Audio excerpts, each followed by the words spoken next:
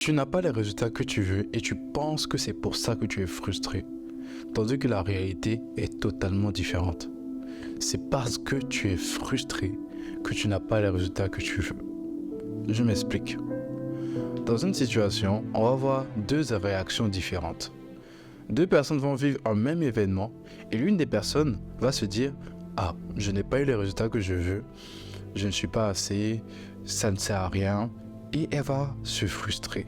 Et ce qui va faire qu'elle va avoir des actions moins massives, elle va se dire encore que ça va échouer et donc qu'est-ce qui va se passer après? Elle va se dire « J'avais raison, ça ne sert à rien » et elle va se mettre dans un cercle vicieux.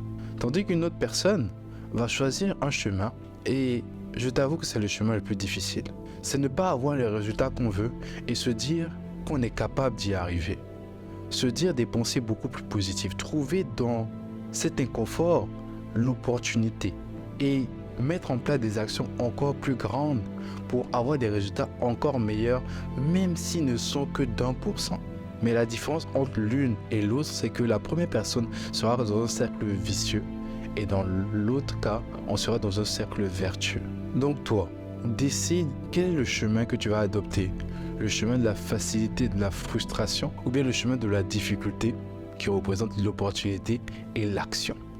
Dis-moi ça en commentaire.